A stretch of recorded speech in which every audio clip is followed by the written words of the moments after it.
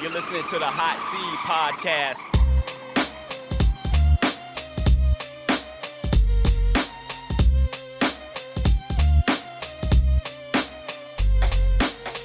Welcome all. I'm Sean, along with my co-host Earl.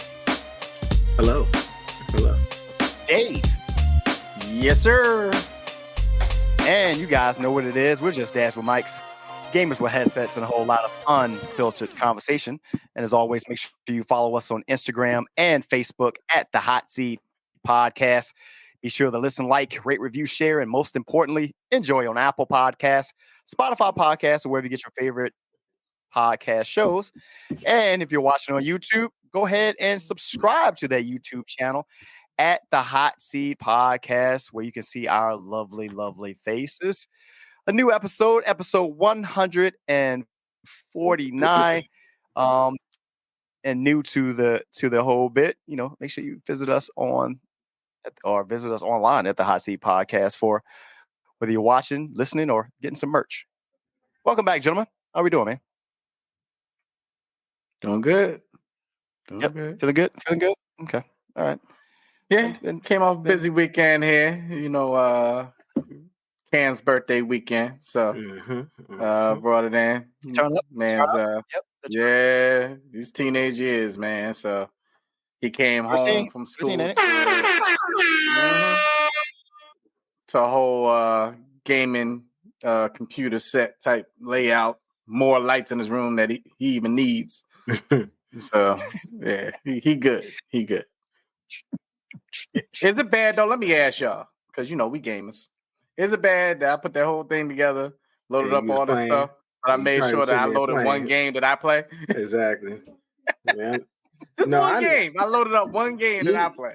You know what's sad? Because I think I had called you one day, and you was like, you was putting it. I think you was in his room. Because you was like, yeah, I'm in there. You was in there playing. I was like, yep. I understand. I'm like, you in there playing. Yeah. And then I think I seen the video of him coming home. Yep. And going to the room. I'm like, oh, so that's why. That's what this nigga. I mean, I got to test it out. Yeah. I got to test it out. Clearly. Clearly. Yeah. He be at school. I know make sure his kids safe. Yeah. Yeah, I love it, man. Got his mic, got his webcam, got all that stuff going. You finally gave him his chair? Yeah, he got his chair, man. Gary ass same joint. Yeah, because you filed for that. Come on, man. Only person get a chair. I'm about to get one though. For your child. I'm about to get one for myself and for Dre. Oh, for real? That's what I'm talking office. about. Mm-hmm. They're comfortable, man. Those things are comfortable. They are. Yeah, I might have to get because this one is. I want one of those X chairs. But the price tag on that is crazy. What's the X chair? I don't know. I'm sorry. Was there? You ever seen that commercial? It's one of those high-end office chairs, man, that has all the lower lumbar, and but them things run like 4 digits, easy. I'm sorry. What? Yeah, you said that? What? You know what? You would get it though. Yeah. After I think about it, you already know. You already know. Yeah, I ain't gonna put your business out there. See that. I ain't gonna put your business out there. But you had some questionable spending habits in the past. Yeah. If anybody was to get it, back, man, it would be you. Yeah. And then you would lie. You would lie to Natasha, like, and just tell like, yo, that was like it was on sale for $100. Lying. It was $9.99. $9.99. Yeah, That. Right. Oh, good stuff. How was your week there, Earl? How was yours, man? Man, it's busy, man. It's still going on, brother. Went to DC with my BSU after school club, Black Student Union. Mm-hmm. So we took a ride out there on a cheese bus. Yo, didn't know cheese buses have air conditioners now. That's I was thinking. Come a long way, right? Yeah, sure did. Because it was window. It was window, and that was it. Almost died coming back. Definitely almost died coming back. It was funny, not funny, but it's crazy. Like half of the kids was asleep because they just had this overpriced their cafeteria at the Black American Museum. Yeah, and the food was banging. But my goodness, the price was ridiculous. So, everybody had the itis. I don't see they young. I don't go to sleep in cars with people I don't trust that I don't know. You know what I'm saying? So I was up that whole time, but I was in my phone. Oh, I had I think I know where this is going. All of a sudden, I feel everybody go, and I'm like, yo, whoa, whoa, and I see we're on the shoulder driving, and I'm like, yo, everybody woke up. And I'm looking at the affect because in the buses they got that big behind mirror in the front, so you can see the driver's face. And I'm looking at her. I'm like, did she fall asleep or something? And she was like, no, somebody cut me off. I was like, all right, so. Nah, that's the regular. Yeah, I've been there. And we was you on. Didn't see that? Nah, I forget what we was on, but I was like, nah, I'm paying attention to her for the rest of this trip home. So you only had one driver. There wasn't two. Oh, no. It was only one. Okay. Because we left at like 12. No, we left at like 8 something in the morning. We got there closer to like 12:30. Because as soon as we got to DC, like for whatever reason, I guess it was like lunch hour traffic, and that jump was ridiculous.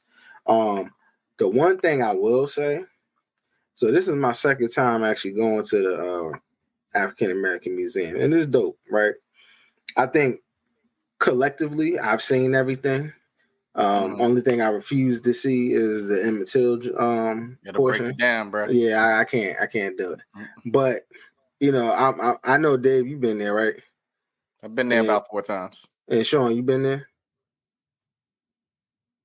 Sean? No, I have not. Oh, okay. I have not. He's on a crazy delay. Yeah. So I know. I don't know. I got weather out here. So you know how they tell you to start.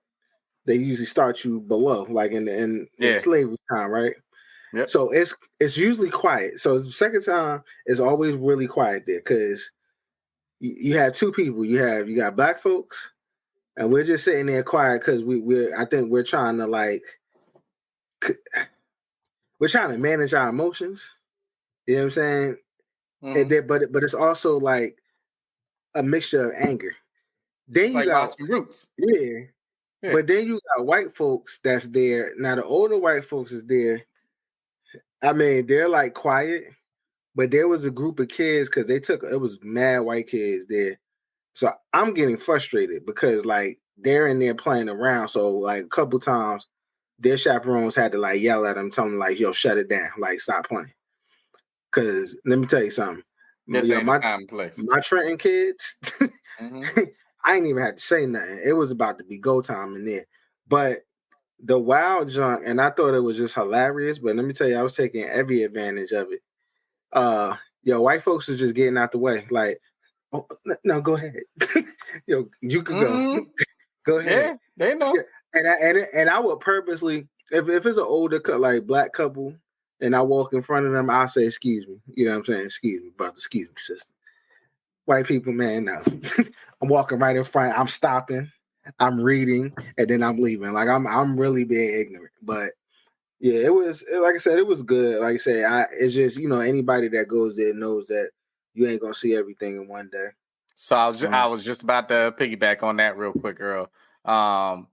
Anybody that tells you that they've been to the African American Museum in DC and say, "Oh yeah, I went there once, knocked out everything," no, you lying. You window shopped. That's what you did. You did not knock out that whole thing because to really take in all, you can honestly spend a day on. You can spend all day, yeah. On each floor. It's crazy because we really only had 2 hours when it was all said and done. Right. That's so crazy. Bruh.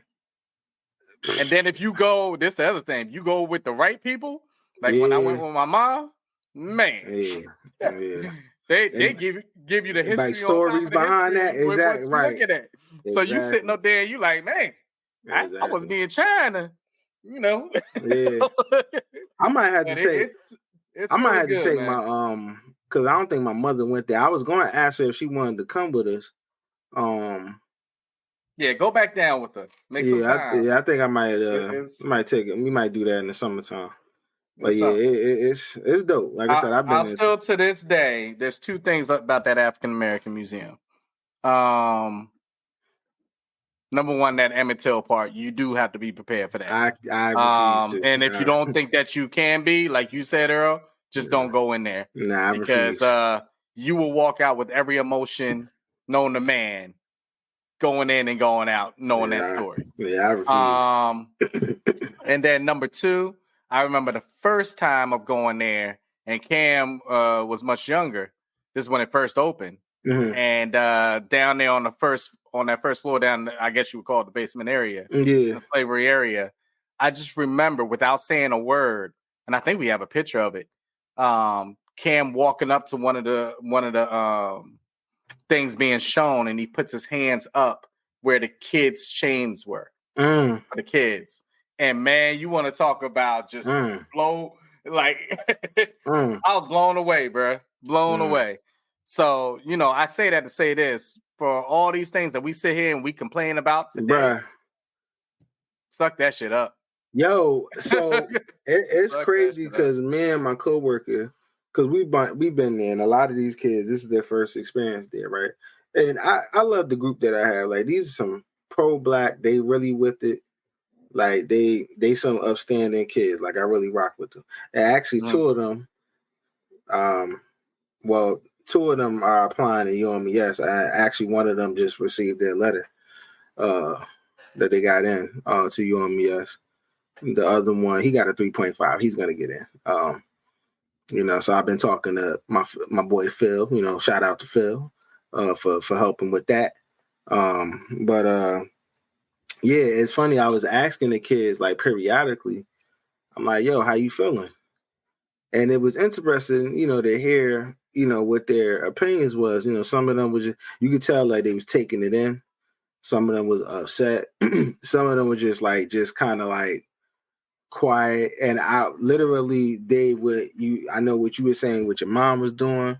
When y'all, when y'all went down there, I would, if I had a little bit of extra information, I'm like, yeah, that's so-and-so. They did X, Y, and Z, So, right. So it was, I just wish we had more time. Cause like literally, bro, we didn't even, and I've been there, we didn't even go to the top floor. And if I recall, that's where like they had the Greek stuff and like you'll see Masonic stuff in there. Music. Like we saw a little bit of like, they had a little bit of like Prince Hall doing the slavery piece, like in that bottom piece. But like, with the music and stuff. And then they have, I don't know when the last time you gone, they got a new exhibit in there. It's like a futuristic thing. And they actually have, it's pretty dope. They actually have Chadwick Boseman, the actual Black Panther. Okay. Yeah, I haven't seen that. From Winter Soldier. I haven't seen that. They have his real and see, and I like the fact that they're updating it. So that's I think it's only there for a short period of time, but it's pretty dope because they had like Stevie Wonder's. I forget the instrument. It's like some kind of like, it's some kind of instrument, but they had like his instrument in there. They had Erykah Badu's head wrap. One of her head wraps in there, so it was pretty dope. Oh, I took a picture. They had Outkast's what was it? ATLians. Yeah, that was the first. Yeah, that first Southern Playalistic. So they had ATLians album, but they also had their actual book. They had their what's the NPC? That's what's called NPC. What's the beat? Go out there, Sean. He's on the beat machine. Yeah, the beat machine, the NPC, and then they also had like a book where they was writing like their lyrics, and one of them drew like an alien on it, which was tough. I took a picture. I was like, yo, this is hard, yo. What was there one there that was blank? Because he was. Yeah, you stupid. I do want to touch. I do want to touch on that, but go ahead. But yeah, so that was my week. That was my week. No, remember, this is when he was rapping. This is when he was rapping. Oh man! I know we on a crazy delay, so Sean, get your time in. First and foremost, yeah, I know. Yeah, yes, I'm hearing it. Like I'm hearing it rumble outside of the studio now. So if you see, just hope don't come through here and I get swept away. I'm doing it for the pod, guys. I'm doing it for the pod. No, I have not been to the museum yet. But I will say this though. Coming off of May and Mental Health Awareness Month, and someone pointed out, I guess today or yesterday, that June is Black men's mental health. Is it Black Men's Month? Didn't know that was a thing. I just know it's Black Music Month. I didn't know it's Black. Yeah, They said like Black Men's Mental Health. Yeah, I never. Yeah. Things like this, what they've just described, man, are very, very important to the standpoint of this stuff ain't old, and you oftentimes a lot of things that Black people are in today's time. It is something that is often looked at as, well, that was back then. For the record, Emmett Till was born in 1941. If I'm correct, that's the same year that my grandmother was born, who is still alive. Not my great grandmother, but my grandmother. And he died in 55? 4 years before my late father was born. So 55 is when my mother was born. Which is crazy. Yep. I don't know if she wanted me to put that out there, but Black don't crack. Right. Yeah, and what I find interesting about that is you have individuals who will remind you of what happened on D-Day and World Wars I and II, which were back in the 40s, respectively. I'll get the exact dates. But this happened during that same time. And then when it's brought up, stuff like this is like, why are things being still hung on to? What do you mean? This stuff is still heavily played on to this day. And it deals with people's mental. The mental aspect is one that cannot be just flipped by a switch. We're not going to go into it, but going off of what we talked about a couple of weeks ago with the whole Diddy Cassie thing, and you had a lot of ignorant people saying, well, why didn't she leave or something like that? There are people who have been in relationships that were very toxic, very, very, very, very bad for them. But there were certain attachments that kept them there, and part of it was mental. It was mental. So think about a history as recent as 1955 when Emmett Till was killed for so much as what is being described as him just talking to a white woman, brother. And how that got passed down. And after that, of course, you saw the murder of Dr. Martin Luther King. You saw the murder of Malcolm X. You seen those who were trying to stand up for the rights during the Civil War. All of them. You got John F. Kennedy. All these folks.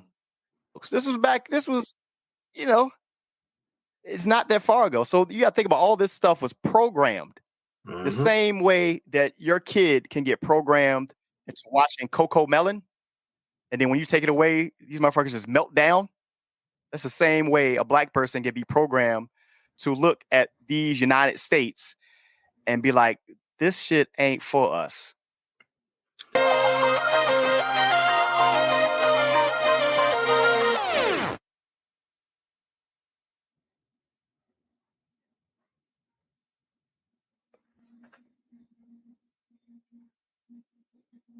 Dave, Sean, on a serious delay, probably. Hopefully this is resulted in editing a little better.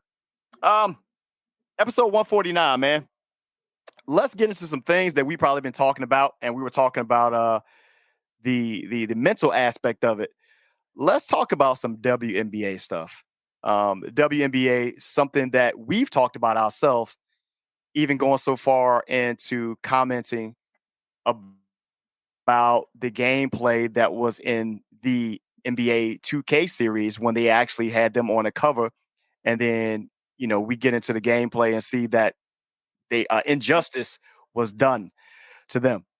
Now, of course, this year with the new rookie on the scene, I guess you want headlined by one Caitlin Clark. And then you have Angel Reese and a few others. And we got the WNBA is trending. Finally, with a question mark. A league that's been around for 20 plus years. I think 20 plus, yeah. A league that at one point, I think it's upper 20s. Yeah, it's been 20 plus years, man. Yeah, cause I used to go to, believe it or not, I used to have full court seats at the Mystics games back in 2002 at the time. And I was government at the time, so yeah, it's been a little. Was it free? So we got Tamika Catch. Was it free? No, it wasn't. It wasn't free, but it wasn't expensive either. I was to say, the 02, it couldn't have been a lot. Respectfully, right. So fast forward to right now, they are trending, and kind of for the wrong reasons. But I think we probably saw this coming. You know, we all sat down and watched the Iowa-South Carolina game out in Vegas, and we saw the hype that was on, or that has been, Caitlin Clark, and she earned it. I mean, she took a Iowa squad in the NCAA Women's League, and she actually not only lifted them, but lifted up the ratings of national college basketball for women the last couple of years in particular. Mm-hmm. And we said, was the WNBA going to be able to capitalize off of it? They are capitalized off of it, but there's a lot of other stuff coming with it, with all the new eyeballs. So I want to get you guys' take, man. I know you guys have probably seen all the other stuff that's been going on. Everybody has their thing, but what is your take on all these trending aspects of the WNBA? I mean, it's, controversy sells, right? I think it's unfortunately, from a woman's point of view, and let me not even say that because I'm not a woman, so I can't speak from their point of view. But what I will say is that I know that there are people that have played the game, women who are watching it, that I'm assuming that aren't happy with the narrative, that's being used, because it's, it's divisive. But if you look at the bigger picture, it's however it's bringing attention to the game. You know what I'm saying? Like, it's bringing necessary and overdue attention to, women's basketball. And personally, I think the WNBA players need to not be catty.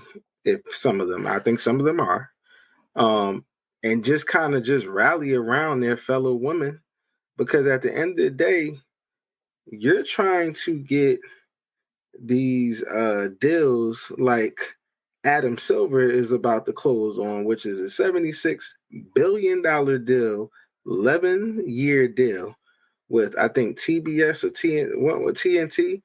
It's not TNT. One of them, but it's a $76 billion deal. 11 on NBC. NBC. I'm sorry. You need that. You need ratings for that. You know what I'm saying? That money goes into your pocket, where you don't have to have. And it was dope what they did. Like, you don't have to have the Las Vegas, the government sponsoring, giving the team or the players $100,000 to sponsor the players. You know what I'm saying? Like, that's embarrassing. If I'm running that league, that's embarrassing that that city had to give money. So I just say, like, I think they just need to rally around. If it's Angel Reese, if it's Caitlin Clark, like, rally around them, play basketball, and cut it out.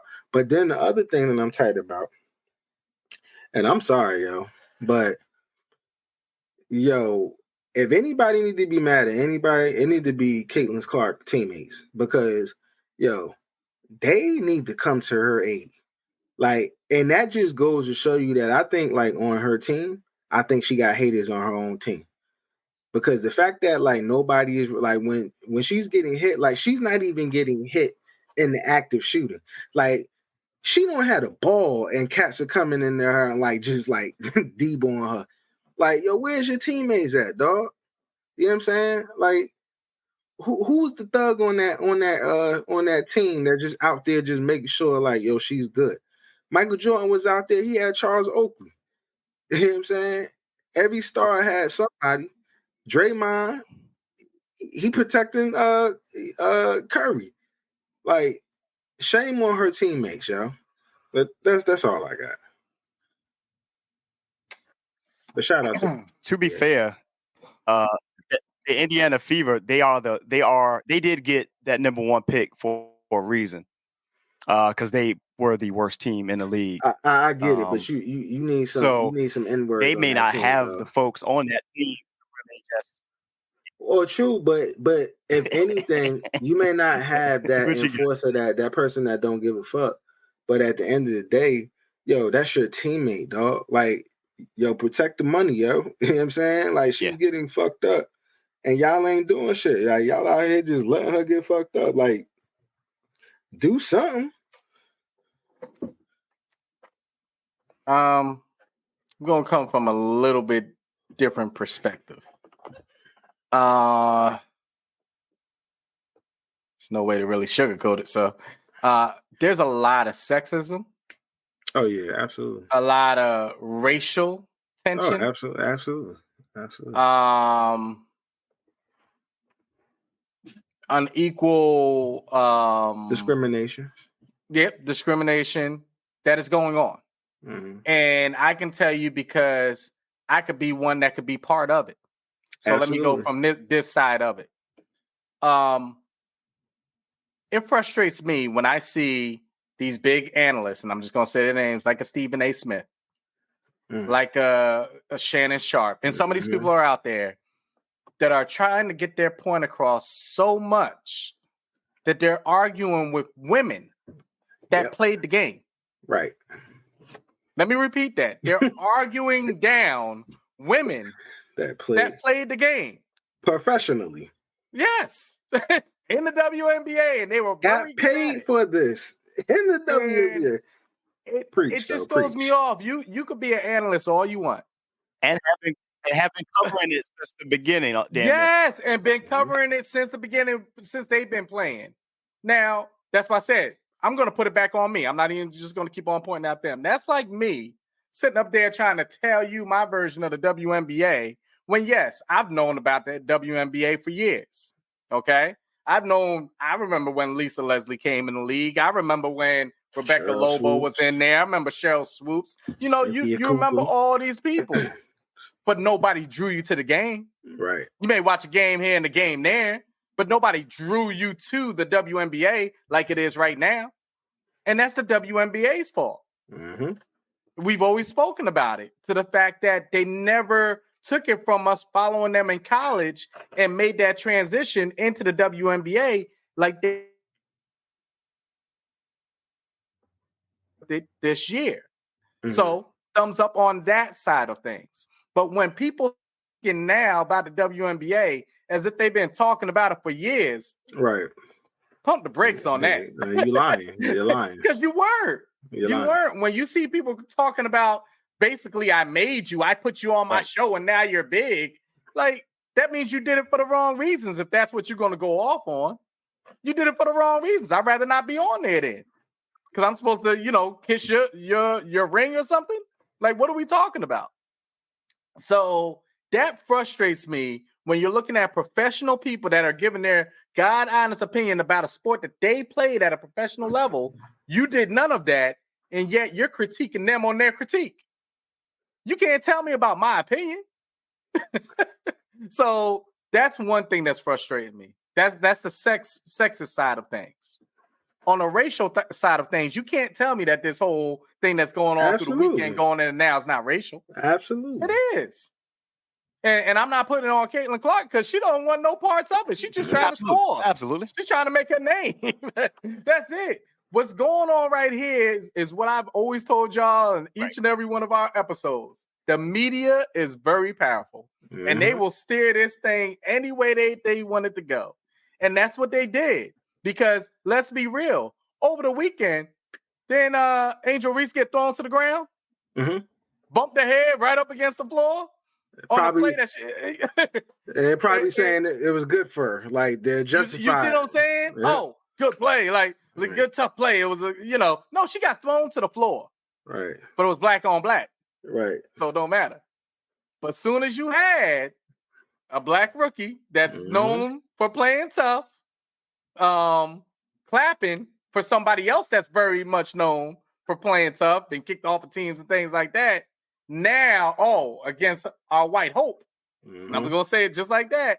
I'm not going to go to McAfee way. We all know what he said.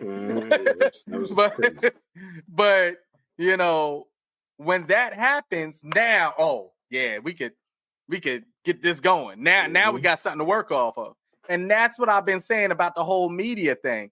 When you see people talking, you saw these analysts on the female side getting angry because, yes, that happened. But don't act like you've been talking about the NBA all this time. And that's not why you're now talking about it on Front Street, the first topic on your show. You ain't even talking about the WNBA. You're trying to paint black against white. This is a very tough play that had nothing to do with basketball. That happens every week in the NBA. Right. And every week. You know what I mean? Draymond Green over here kicking people in the nuts. And to say this, though. Go ahead. And to say this, I hate this statement that says, hey, that the statement that was made, they protect the money. Look, ain't nobody else no time soon is going to get that type of shoe deal that Caitlin Clark just signed. What, 28 mil? They're not just giving that shit out. They're not giving that was a one-off. Now there may be some other shoe deals. Your best player, they might get a shoe deal, a couple of M's or something like that. But they're not going. And I don't think she got that money. Right. So, it's not like, yes, the eyeballs are going to be there, and you can't even compare this. Somebody else said they could compare this to the whole Michael Jordan. No, they were trying to compare this to the Larry Bird and Magic thing. Here's the thing. Larry and Magic were winning championships in college, and they came in to the league. And if people remember, they did not change or they did not elevate the NBA.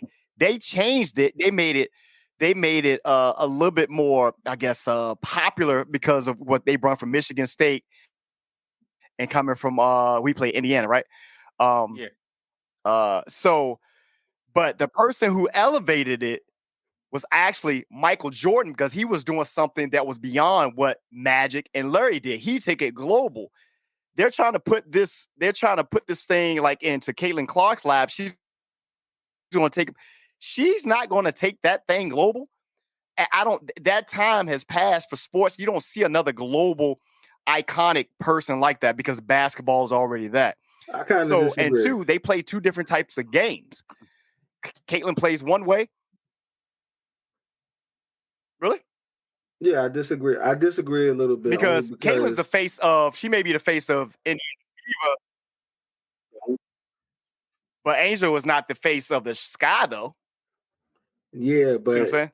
Yeah, but even when Magic was there, Magic didn't come in being the face of the Lakers. He had James Worthy, he had Kareem. Kareem was the face. Yeah, he was the face, and then also too.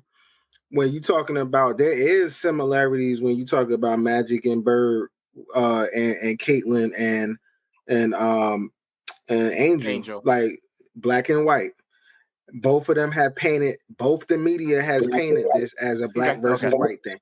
Okay, and battled in college. They battled in college. One has a championship. The other one went to a championship.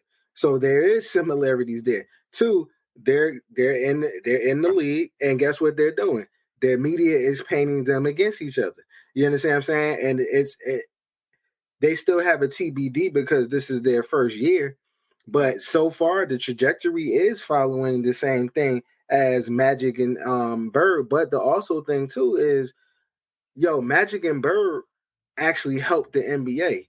Yeah, Michael elevated it, but Magic and Bird actually helped. But you want to know what it is, guys? And it's not to cut you off, Earl.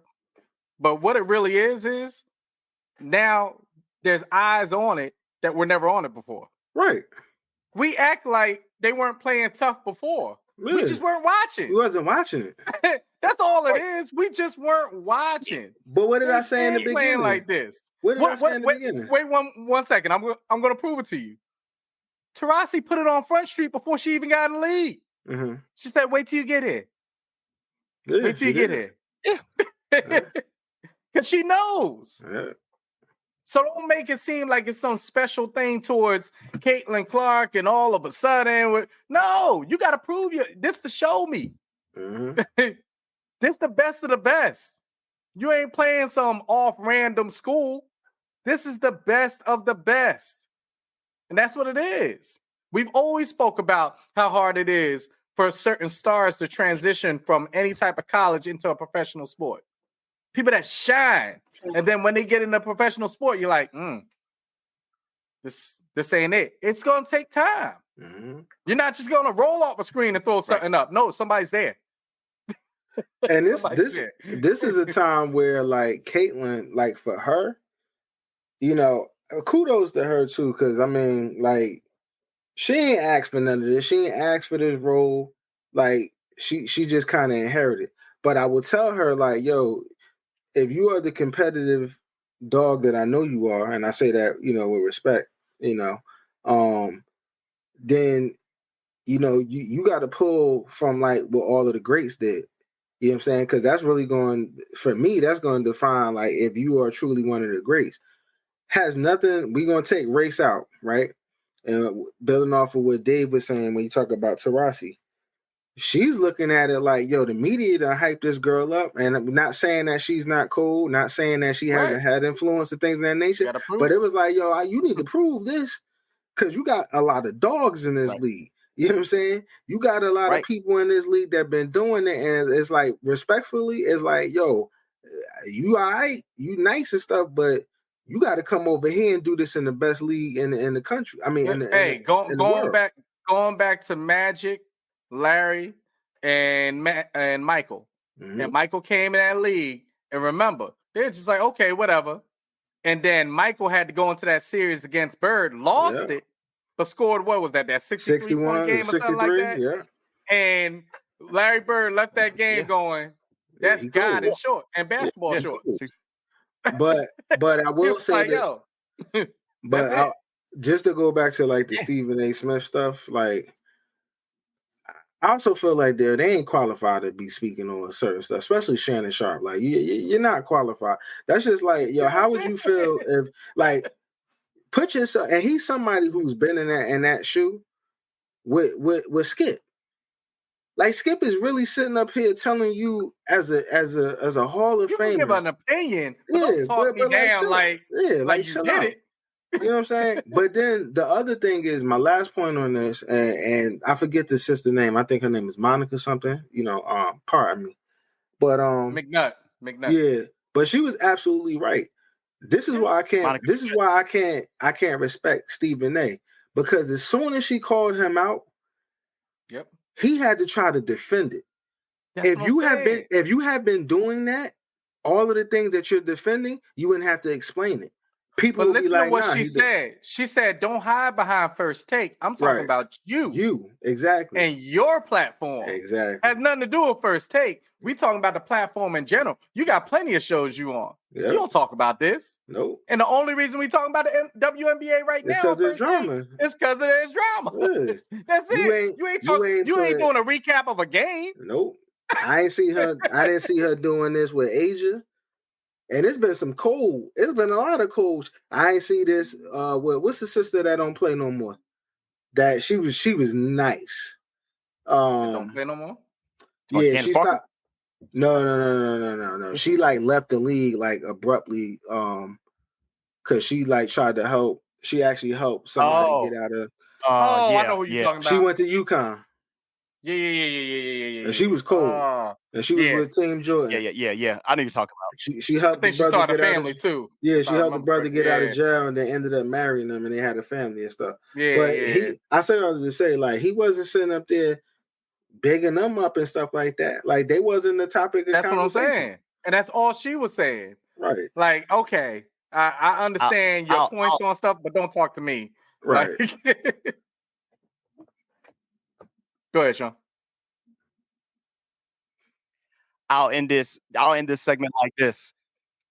If half of the NBA players play with the same passion that these women play with, the NBA will be so much better. Because I'll tell you right now, the average salary, that the max salary is about $240,000. I think they said something around the average salary of a WNBA player is less than $100,000. So there's a target GM out there who makes more than some of these WNBA world class players. So they ain't playing for the money. They playing for the competition. There might want to be something that their male counterparts want to look at when you start to load manage and shit like that, and you getting paid contracts that some may say you may not be worth it for what you do. Just saying. Real quick, before we get off this topic, I don't want to glance over this. WNBA, you really got to wake up right here because you got to stand firm on what you do. And right now, you're steering your decisions on the way of media and public opinion. You handed out a flagrant 2 to Angel Reese. Right. And then took that joint. Yeah, right. And then rescinded that joint when it shouldn't have been given in the first place. And shout out to Lonzo Ball. I haven't been able to big him up too much throughout the years, but he was going to pay her fine. Mm-hmm. He's going to pay Angel Reese's fine, which he should anyway, because he's getting money that he ain't played for. But that's neither here nor there. Sure. But I'm saying to the WNBA in general, you really got to stand firm on what you're doing. Because if you show that you're weak in this biggest time that all these eyeballs on you, you're not going to capitalize. Nope. It's going to be a quick thing, and then boom, we're not talking about you again. So you really got to capitalize. And this is to everybody's benefit. Everybody, from the owners to the referees to the coaches, everybody. So everybody just work together and just chill out. And $1,000 is OD for what they get paid. Yo, they got.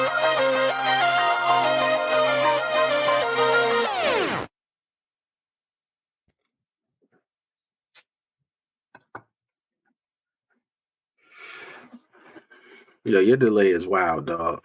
This is wild. You're on mute. Yeah, yeah. I'm on the mute. I'm on mute now. You're good now. You're good. I don't know. Thank you, Mother Nature, just for messing up a great show today. Let's switch gears before we go into NBA. Let's talk about something that is completely grinding my gears. I don't know how we missed it, but it got pointed out to me by my son, and I really don't know how to feel about this at all. So let's go directly into some video game corner.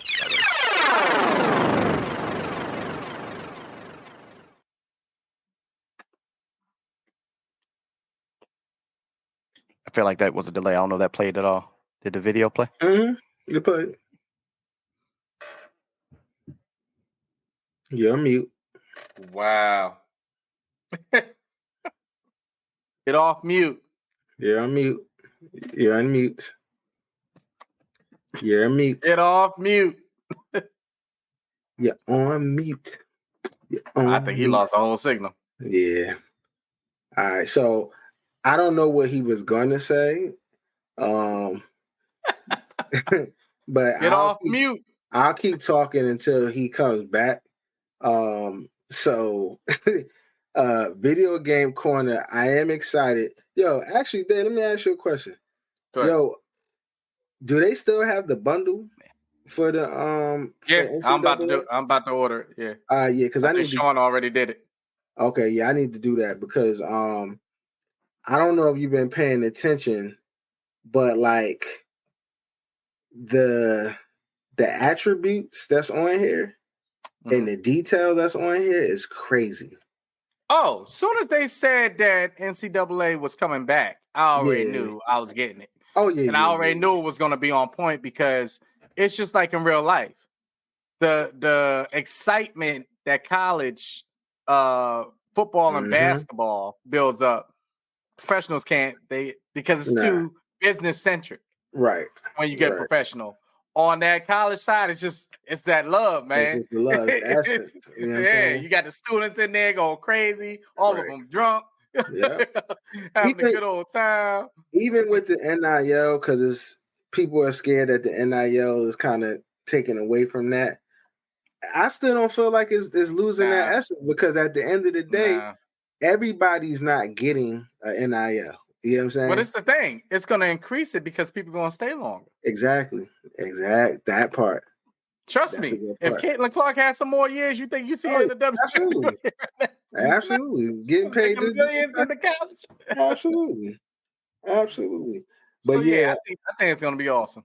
But I also think that I'm hoping that this puts the pressure on Madden, because now Madden has a competition. You know what I'm saying? Now, if Madden is smart, they would use this as like more of a partnership, and it's like, hey, I know a lot of people because we have that feature of we have that feature of, you know, being able to upload or ingrain your player into Madden. So we know that the likelihood of people buying the game is going to be high. But also, too, what you don't want to have happen is that if the quality in the bar is set for here for NCAA, Madden has got to be there, if not higher. You know, and so far, I ain't gonna hold you, like, Madden has had like unnecessary stuff, like things that has been working that they taken out. It's just like, y'all are going backwards. And it's really because they ain't have no competition. I could be real. I can't even tell you last time I played Madden. Me neither. I can't. And the only reason why, honestly, I get Madden is because of y'all. You know what I'm saying? Yeah. And I would actually... I definitely have it now because of NCAA. It's that storyline. Yeah, it's that storyline that you're feeding into, because you want to follow your player, exactly. Bring those different people in. Exactly. So I think that's going to ramp up Madden sales. But like you said, if I start for the next couple of years pulling these teams in from NCAA into Madden, and I'm like, man, my player was a lot smoother in NCAA. Now they got the Madden, and let me tell you something. What'll quickly happen is you just won't be playing Madden. Yeah, you won't have Madden. Play NCAA. I agree. You know what I'm saying? I agree. And be fine with it. And they don't want that. So honestly speaking, this might be the last year, if Madden don't get their shit together, that they're gonna have actual good sales. Because after that, this shit gonna look like, it might potentially look like how Live was. And you remember how we was live players. Yeah. And then I remember the person that put us on, or at least me and Eric, the person that put us on was Mike. And we was like, nah, I ain't playing that. Because we was live. And now look at us. Yep. You know what I'm saying? Now look. Because all you got to do is give somebody a better option. Absolutely. That's it. And that's why competition is always good. Mm-hmm. I was talking to a fellow agent within real estate, and we were talking about different things, and I need her to upload something and then send it over to me. And the area then in Maryland was so country, and she said, hey, there's only one internet service out here. Like, they monopolize the whole area. They don't let all the big wigs come in. It's just one internet service. So if it goes out, they don't give a damn, because there's only no competition. Yeah. And that's why I always tell people it's always good to have some form of competition, because it gives you choices. Yep. When someone comes through and monopolizes the whole thing, then they don't have to live up to nothing. The quality goes down. Yeah, they don't have to do nothing. If there was no competition to something like an Amazon, they wouldn't have to keep on getting better. Nope. You get what I mean? But now they know, oh, you're doing this. Hey, we'll get it there the same day. Hey, we'll get there within 2 hours. They don't need to do that if they don't have competition. Amazon isn't going anywhere, because even to the point, and I'm sorry, I guess switching gears. No, you're good. I'm going to jump right back in the video game corner in a second. Yeah, but it's like, even to the point of just the fact that I don't even need to go to a store no more, because you go to the store for the immediacy. You You know what I'm saying? And it's like, yo, I could still have that same immediacy in the comfort of my home because they do same day delivery. You know what I'm saying? So, but yeah, what you got though? Yeah. Another game for Video Game Corner that just came out. I know at least on Xbox. I don't know about PlayStation or anything. It's called X Defiant. It's supposed to be something similar to COD. Once again, competition. So I got to check it out. But one of my guys that loves COD, he was like, bro, I haven't played in 2 weeks. He was like, X Defiant has all my attention right now. Really? And, you know, not only the fact that competition is something different. You know us in COD, we know the board so much. Right. We're doing missions and we're like, we already know where we're going when we're doing the driving joint. So it's is it a military game? Yeah, I believe it is. So I'm going to download it. I'll check it out, but it's called X Defiant. It should be right on your home screen. I believe it might be part of Game Pass. Okay. So I might have to check it out in that sense. So let me. I know he still got the gaming thing up here, but let me switch gears real quick.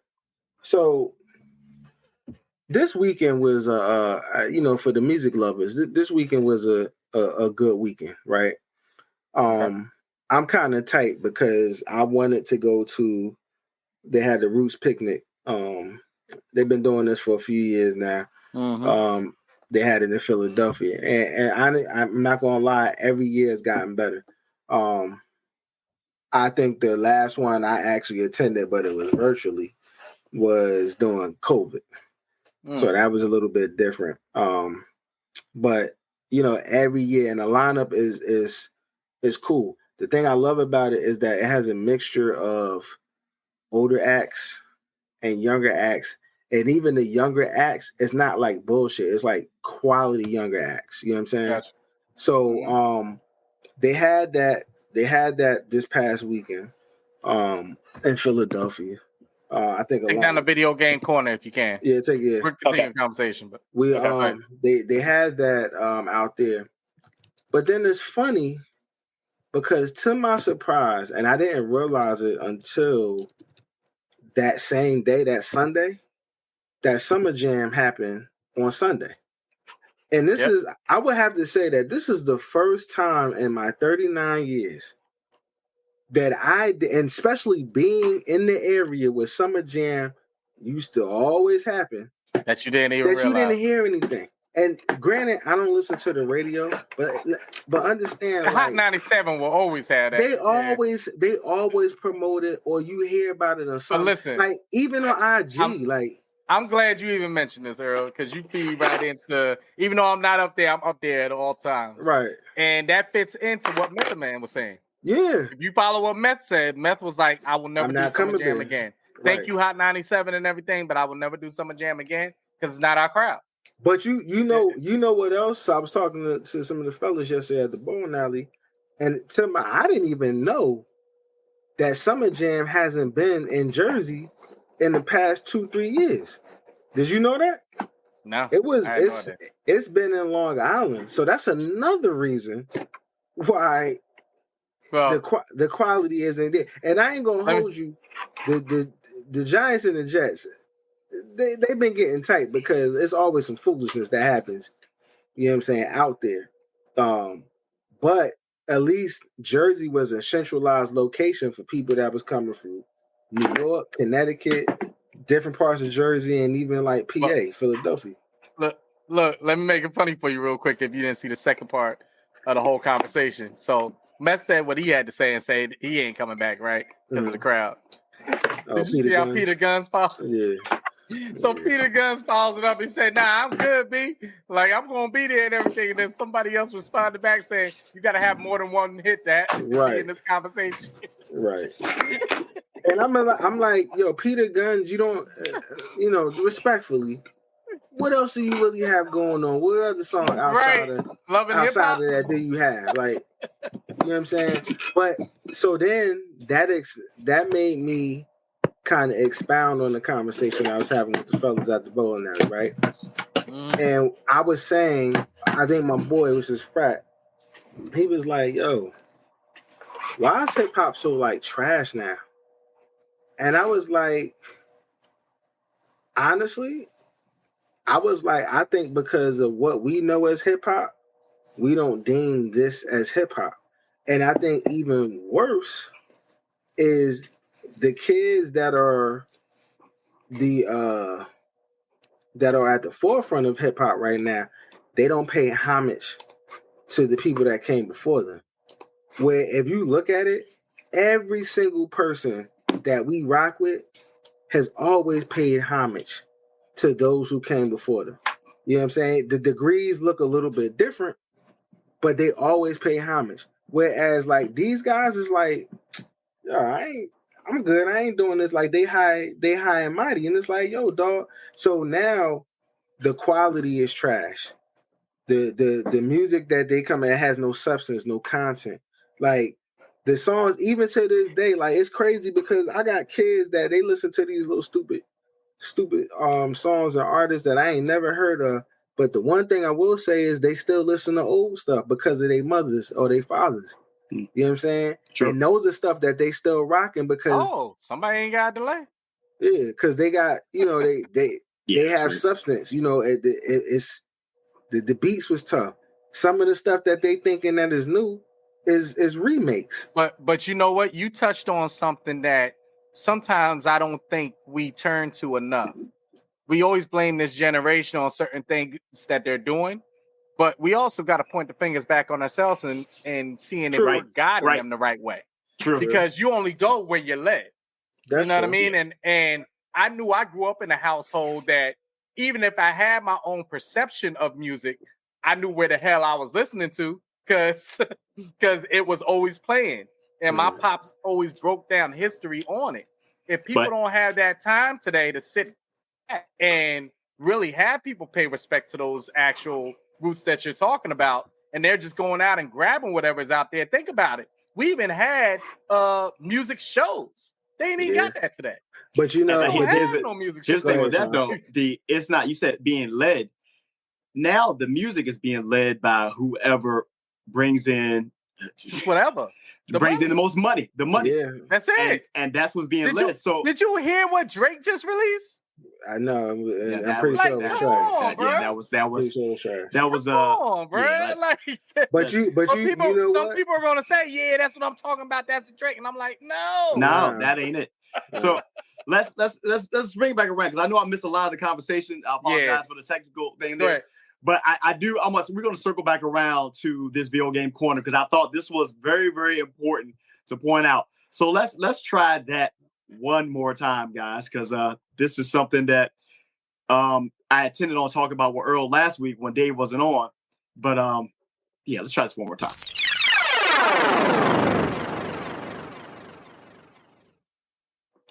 All right, video game corner, man. So the game that we are all highly anticipating is a little over a month away, and that being NCAA College Football 2025. All right. we just had a whole conversation on that, but go ahead. All right. That's fine.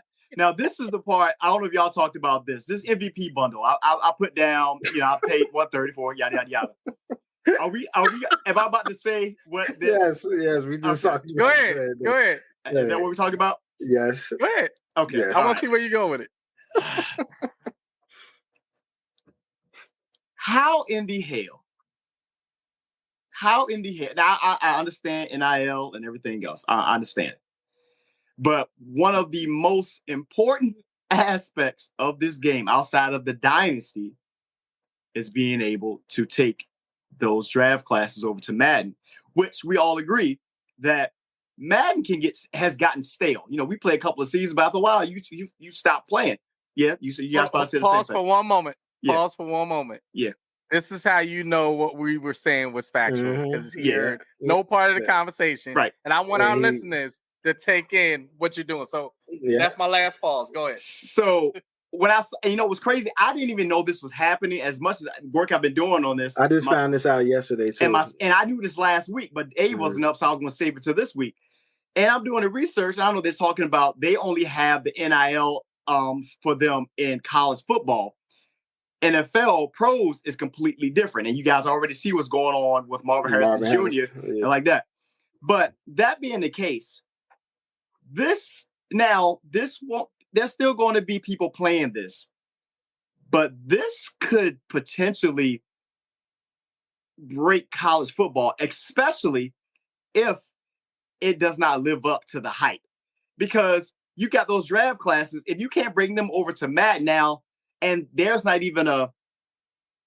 they can do with it. Like, there's going to be people who do patches and stuff like that, but that's not going to be the same as us actually having those players from NCAA to bringing them over to Madden. Wait. It's not going to break that you're not going to be able to pull. Yeah, I heard that yesterday too. Yeah, I heard that yesterday too. Yeah. I thought that was the whole point of. They was talking about it yesterday, but I didn't really bring it up because I didn't know how valid it was. But I did hear that valid. Yesterday. Yeah, it's actually on the EA site, man. So you cannot export your draft classes from NCAA football into Madden because. But what about the bundle? See, that's the thing, because the bundle thing is that's a whole play for you getting NCAA and Madden in that case. So you're getting that, but the being to export it because they only own and control the NIL deal on the college side. Pro side is completely different. Now, there's going to be people who are going to create draft classes, but that's not the same as you. But what about like the player that's going to be, what was it, the Road to Glory? Can that player get imported? And the Road to Glory. I believe that's your own customized player. That is.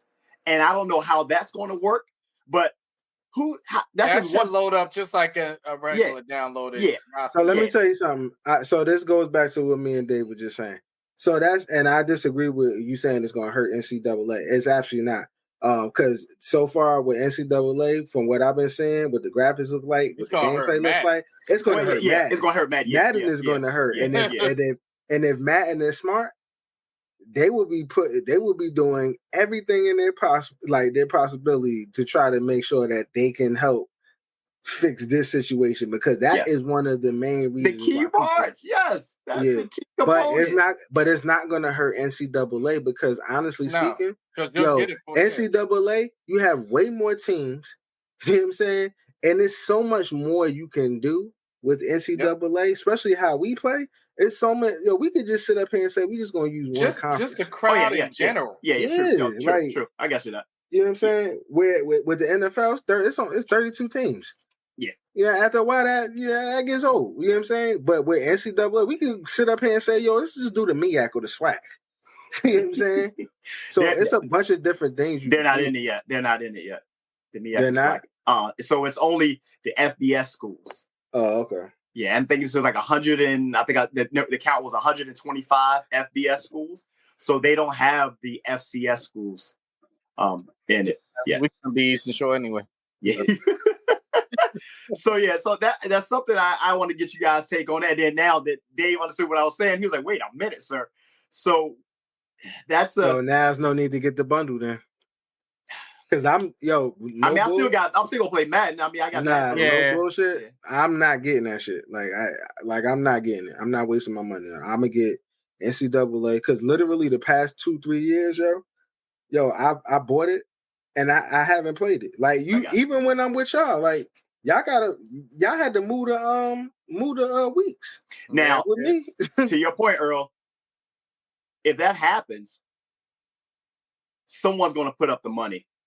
So you know what? Let's get this happening, because if they see the interaction with Madden is down based off of this one thing, that can now, to your point, yes, that's a big one thing. Yeah, that's been the whole hype. I don't see nobody putting up that. Before all this NIL stuff, that's what we did all throughout college, bro. Absolutely, we played NCAA football, and we would take our person 4 years, and then we would download, and then upload that joint right, and that was it. Yeah, they're going to have to work this out. I'm sure EA is smart enough to be like, hey, look, we need to figure this out. And it may not happen this year. It could happen mid-season. It will happen the following season. But think about it. They got to figure it out quick. Think about one of those draft classes you get from Michigan, Dave, and you done won a couple of national championships. You got these all-world linemen, quarterback, receiver, defensive back, whatever. I already know. Yeah. Right. You're talking to players, all three of us, that honestly pay more attention to off seasons than we do playing the damn game. Right. Think about that. Yeah. Like Earl and I on 2K, we be on the off season going crazy, and then we get to the season, we be like, all right, let's just kind of. It's good. And so can we get to the off season today? Yeah. I mean, just to cap that point there, this is how much we into it. Dave texted me last season to let me know that you could actually go in and restructure contracts in Madden. Yeah. Have we not been asking for that for like 7 years? And the fact I could restructure it? This is how serious our gaming is, especially on the sports side of things. My wife understands when I say, but it's off season. There's no other questions. Because she knows that off season holds up everything for everybody else. Yep. We're under that understanding that when I say it's off season, now she can still come back with, bitch, we still got to go get. Right. And if that's more important, we going to go do that. Then well, but hey, y'all. Well, she knows when I say off season, it's different than, hey, I'm just going to go jump on the game or some shit. You get what I mean? So, folks, it gets so bad at one point. This is old school because we haven't done it. We haven't played seasons this long in years. It got to a point to where we were naming players that played for our prospective teams that weren't even in the league. Like we were 12 years in. We had retired, but we knew the league, and we called each other like, yo, I can't believe Johnny Stanford got hurt. Who the fuck is Johnny Stanford? We replaced the only person who kept playing, I think, was like Kirk Cousins. And that motherfucker was playing for like 19 years. And he ended up on the Washington Commanders. Yeah, he's Asian. Oh, well. Oh, man. Yeah. Man. Yeah. I don't know what they're going to do with Once again, I'll plug X Defiant. Go check it out. My boy is vouching for it. I'm going to download it and see how similar it is to COD. So I'm an all-star in MLB, the show. I'm 3 seasons in. I'm about to hit arbitration, bitch. I'm about to get these numbers.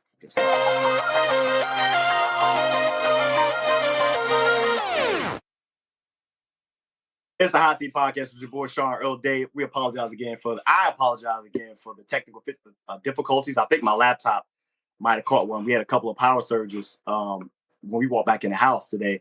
We went and picked up my wife's new dog today, and her tiny dog. And we get back, and the storm is happening. And within 2 minutes walking in the house, you heard the zoom, zoom, and my laptop. I don't know if my laptop made it out. It wasn't plugged into the one of the surge protectors. Everything else in the studio is fine. So I don't know if it made its way. So I'm on my iPad right now. So yeah, I'm like, this is some bullshit. But again, man, let's go ahead. I do want to go back to the Hot 97 or Summer Jam thing real quick. Yeah. And Roots Picnic.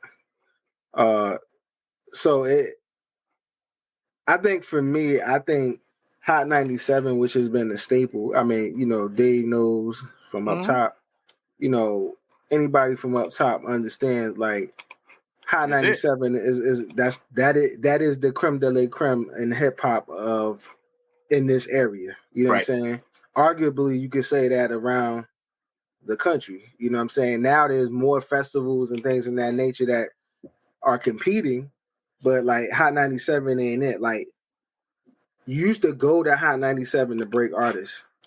Like they would have like even before like the big show. Oh, you go to New York, you got to stop in Hot 97. Yeah, it's like you have to go there. Like now, it's not even a thing, But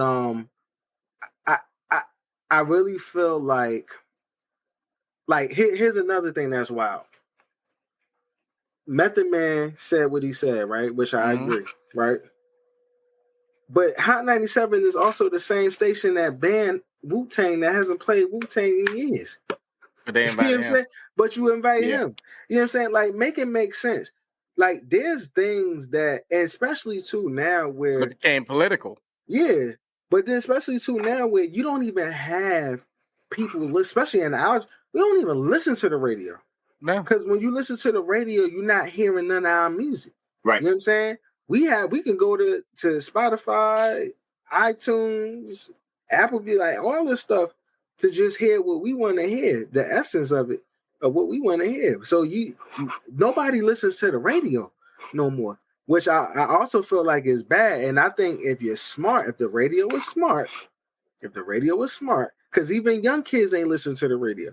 But if the radio is smart, what they need to start doing is they need to start having days or segments where they're integrating older music in there, because that will bring people back.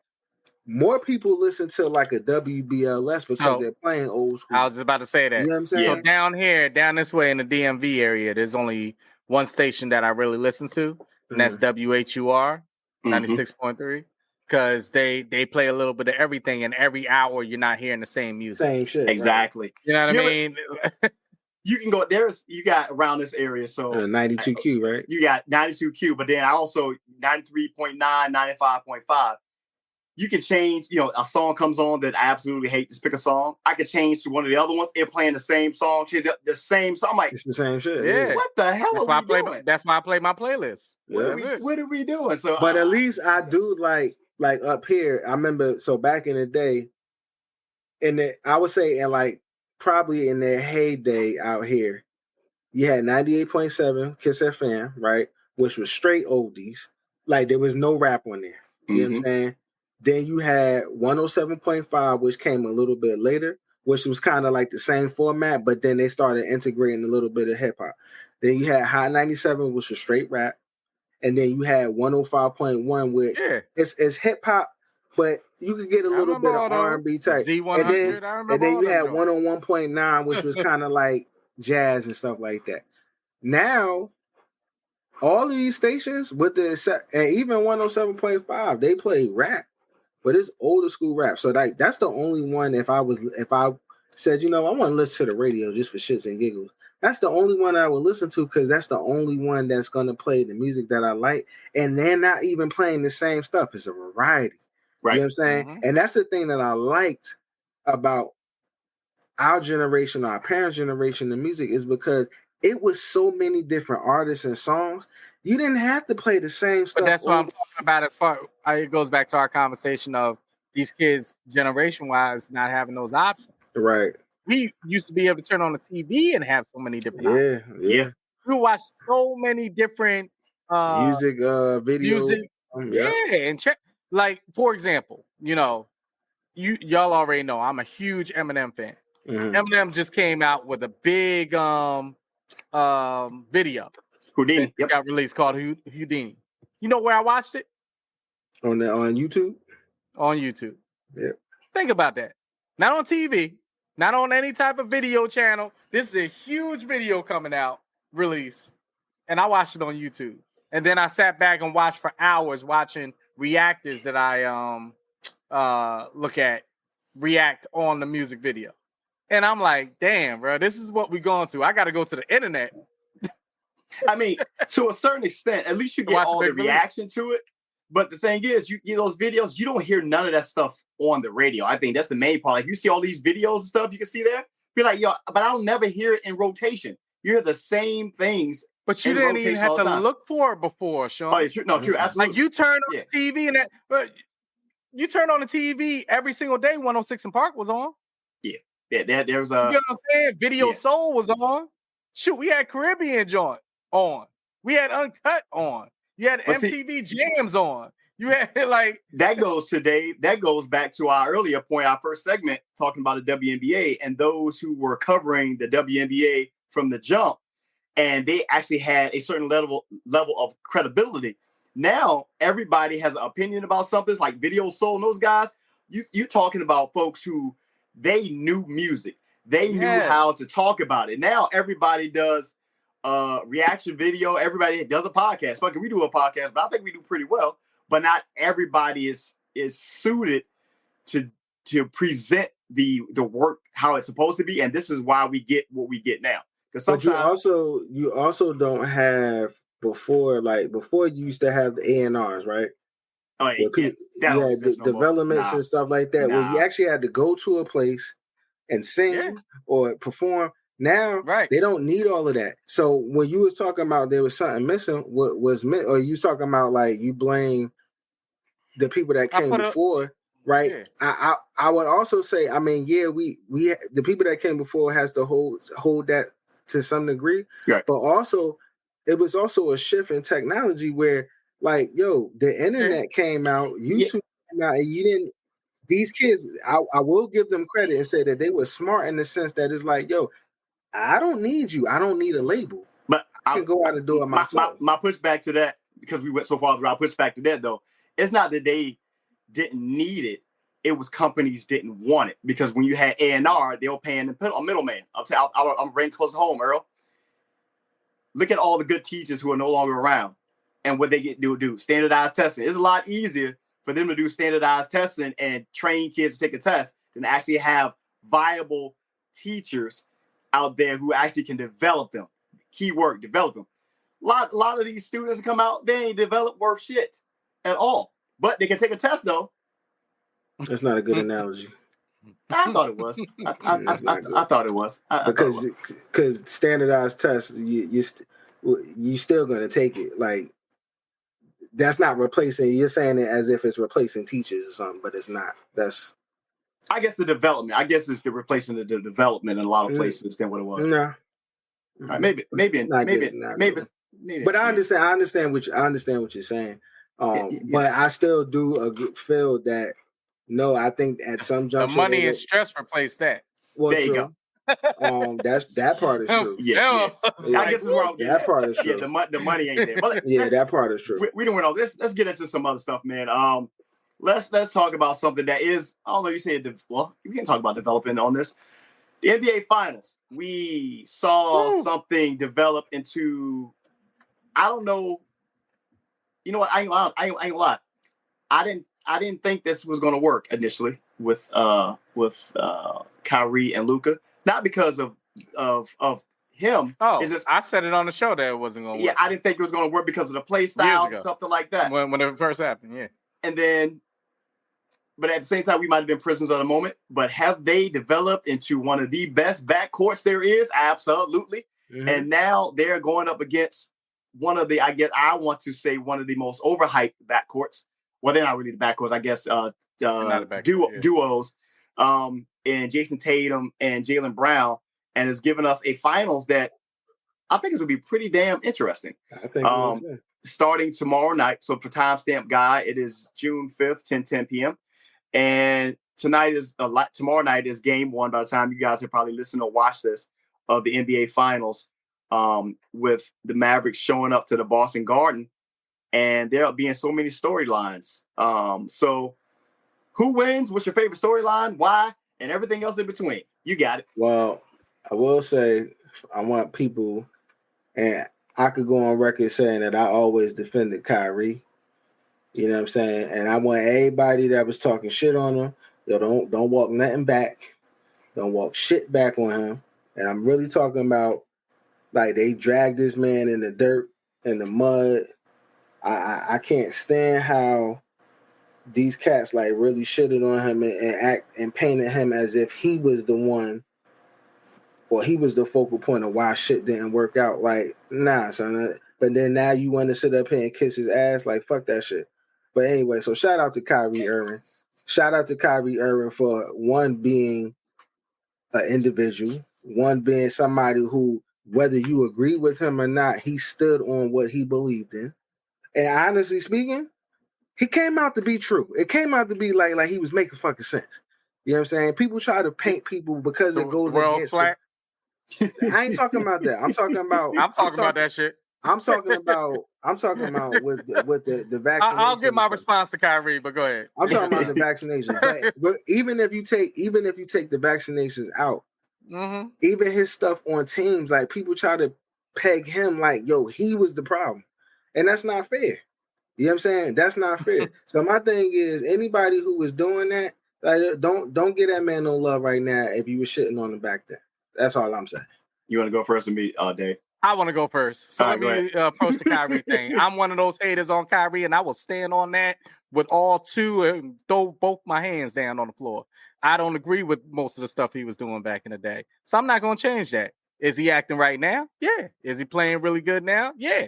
You got to be on the floor for me to give you credit. You weren't on the floor.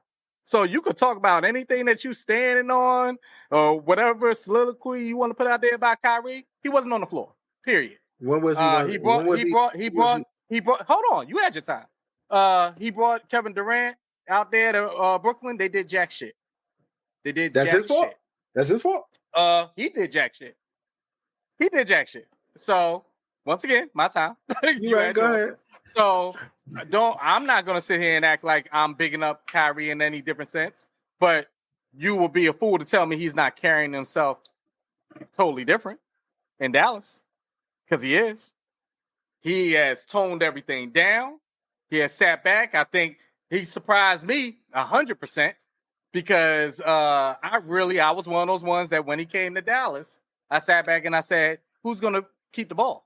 That was the first thing I said, because they're both ball hogs. I was like, I don't know if this is going to work. And to be very honest with you, on the management side, I give them all the props on Dallas' side, because those trades that they made mid-season, I don't think you would see Dallas here if they didn't get like Gafford and all them in there. Who would think Lively would be doing what he's doing right now? What's the guy's name? Derrick Jones Jr.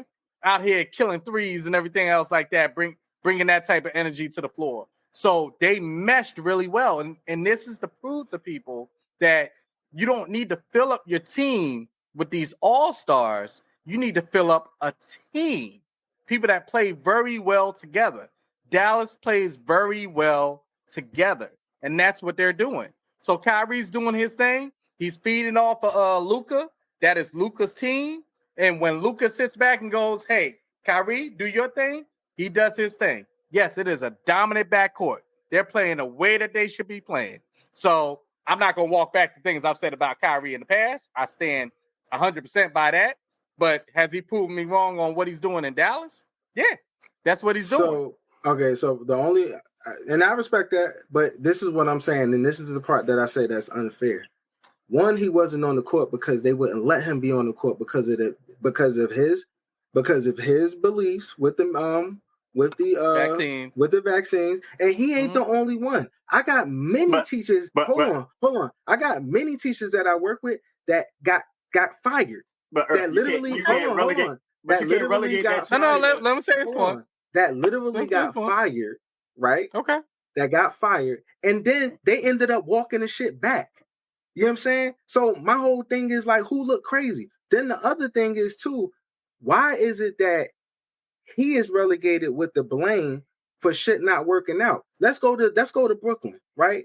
The only person I say that he did dirty on Brooklyn was Durant, because Durant was that's what I said. But hold on. He solicited the Durant to come there. What he didn't do, or what maybe I don't know that he did, is I felt like he owed that man a conversation because of, and nobody knew that the pandemic was going to happen. Nobody knew what they were going to be forcing anybody to do. But I think that he owed him a conversation. And I don't know if he had it or not. But I felt like, that was a little bit different. But the fact that them three didn't work out, that can't just be put on fucking Kyrie, because James Harden didn't make no fucking sense. That got to go on the GM, because they always don't get me started on Harden. But they always put people together that they just to make a big three. Same thing in Boston. Yeah. You know what I'm saying? Boston is the same fucking thing. Sean didn't get this point. Let me get in here. It's this you can't just short sight this with just on the vaccine thing. You also got the whole situation from Hebrews to Negro situation. You got a couple other things. And this is what, so I'm going to bring it all together. But here's the thing, though. When you're being paid by these white people, unfortunately, and I think Michael Jordan said it best, Republicans buy sneakers too. If you expect to cash the checks or get deposited the money to your account that they're paying you, you have to go about it a certain way, right or wrong. No, you don't. But go ahead. You cannot do that, and then you can find yourself not playing, because remember, they end up suspending him for conduct detrimental to the team, and that was all. That's what I mean. You don't have to, but you got to be willing to live with the consequences. Why he did. So the issue with him not working out in Brooklyn is because, and this goes back to, now we're seeing why it works so well in Dallas, because we're seeing what Kyrie really is. Kyrie, his whole career, he's never been that one alpha, I lead all guys type. He's like, he's not a number two to nobody, but he's like a good ass, if you want to call it a 1B. When he was in Cleveland before, they won't really win it. LeBron got there, and then that thing kind of worked. They tried to do it in Boston, that shit ain't work. They went in Brooklyn, you put somebody who is not really a leader like Kyrie with somebody who's definitely not a leader in goddamn Kevin Durant, and we ain't got to talk about James Harden. It didn't work. So you get him. James Harden don't work nowhere. Right. Yeah, so we all agree with that. So you get him out to Dallas, right? We could probably agree probably the most eccentric owner there is in Mark Cuban, and you get a perfect coach in Jason Kidd, and then you got if you want to call him a 1A player in Luka. Today's point, a team. I don't think any other team he's been on, maybe that Cleveland run when he was with LeBron, he hasn't been on a team as a whole from ownership to the player to the coach since then. Because Boston won it, and then the first iteration, Brooklyn damn sure won it, and then their first iteration in Cleveland wasn't it. So that's why I think, and then I think he's been forced to grow up in a way. He still believes the shit he believes. I believe that. Right, but he does. But I think the conversation was had. And shit, Mark Cuban don't believe in a lot of shit the NBA do. But Mark Cuban is the one who signs those paychecks and stuff like that. You know what I'm saying? Right, and I agree. Go ahead, I'm sorry. So what they did was as much as you can't fault his beliefs, what Kyrie did, he kind of like called their bluff, and it was like, I bet. And they sat him down. And then it got framed as he's destroying teams. If anything else, James Harden is probably one of the biggest destroyer teams there is when it comes to this work ethic and law. Because when Kyrie played, he balled out. He balled out. He never came out there and was, haphazard or anything like that. Those other motherfuckers who was the ones who got out there who was like deer in the headlights and didn't show up. He just wasn't playing because he decided to buck the system, fair or not, and they just made an example out of him. Now they can come back home and everybody want to try to, as you say, kiss his ass now. But it is what it is. All I'm saying is, and this is what I want black people to stop doing. Like, yo, you stand for something or you fall for anything. My thing is, what I respect from Kyrie, whether we agree with it or not, yo, he stood on what he believed in. And my thing is, what I can't stand what black people do. Yes, I know the white man runs this fucking world. You know what I'm saying? But at the end of the day, he stood on what he believed in. You know what I'm saying? He know who write the checks. Yeah, he made an opinion about, I forget, what was it, a book or something like that? That honestly, they took out of context. But because of the subject that they were talking about and because of who it's about, yeah, obviously, yes, he had to be the scapegoat of that. But I respect LeBron because LeBron even called the media out on bullshit when that whole Jerry Jones situation came out. They was like, he said it himself. He said, now when Jerry Jones was in this picture, which was racist and things in that nature, yo, the media wasn't in an uproar. But when Kyrie said something, it was a fucking problem. That's race. You know what I'm saying? But you know what? Who writes the checks though? My thing is, I'm never going to agree with anybody that says, yo, you got to conform to what these motherfuckers want you to do. No, be who you are. Whether you agree with him or not, I respect him for being who he is. I ain't saying I agree with every single thing that he says. I get what you're saying. But what I'm saying is I respect him because he stood on what he believed in. If he didn't stand on what he believed in, we wouldn't like he is in the same pedigree. Well, no, let me not say that. He ain't. But all I'm saying is, but you came out at people that went against certain things of Kyrie. I was one of those people, and all I'm saying is, really referring to you. No, I know. I wasn't really referring to you. I was more so referring to the likes of like Stephen A, the likes of Shaq, who was calling him idiots and things. But even on the Stephen A thing, like if that story is true, that was more of a Stephen A and his dad thing than even a Stephen A and him thing. But all I'm saying on it is this.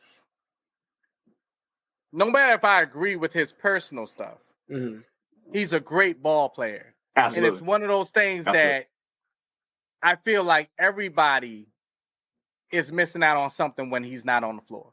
And I think we can all agree on that.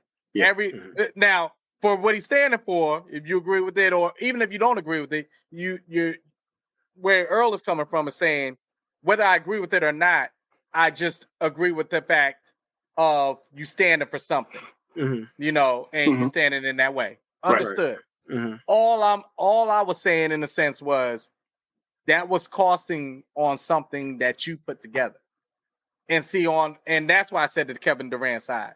I agree with that. I came out here to do this thing, and you're not here. And that was a slight. I would have stayed in Golden State. No, I would have had 2-3 more champions. I just don't like the shut up and play mentality. No, absolutely. No. I agree with you that because the fact that because Kyrie and the way it was framed, and this is why I agree with you on it, Earl. It was framed that, and it literally power was framed, of the media once again. Yep. They framed it. It was like, well, you gonna believe in what you gonna believe in, but you still gonna ask them for their money. And at no time, if I recall, Kyrie ever said, hey, look, I believe in this, but I still want you guys to pay me this money. It was reported that way. Stephen A. said this shit a lot.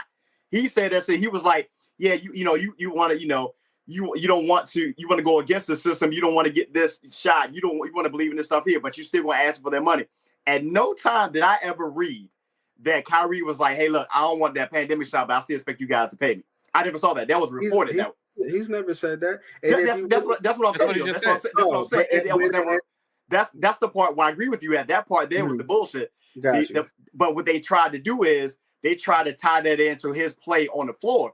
Whenever he did play, he never cut corners at all.